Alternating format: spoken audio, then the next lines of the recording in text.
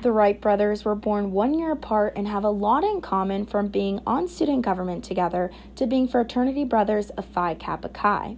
But they share a common connection that not many can relate to.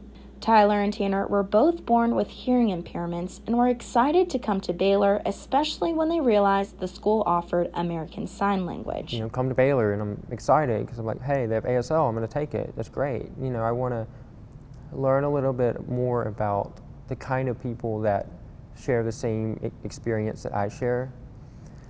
And I actually learned that I couldn't take it because of my major. The major thing that I wanted to do as the Academic Affairs Committee Chair was I wanted to make sure that we could take ASL and make it a class that's available for all students at Baylor to take. At Baylor, ASL is not considered a foreign language, and it is not offered for all majors to take and receive language credit. This has not been the first time Baylor students have wanted to change this policy. Marnie Abrams, who is now a professor at Baylor, said she encountered the same issue while she was a student here in 1998. I think that we need to understand this not as an academic issue. It's a human rights issue.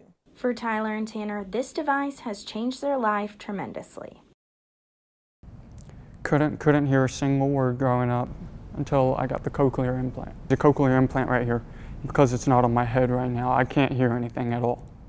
So, the best way I can describe it is like, go sit in a silent room where there's no noise, no air conditioning, no ruffling of anything, and just sit there, and soon you'll begin to hear your own thoughts.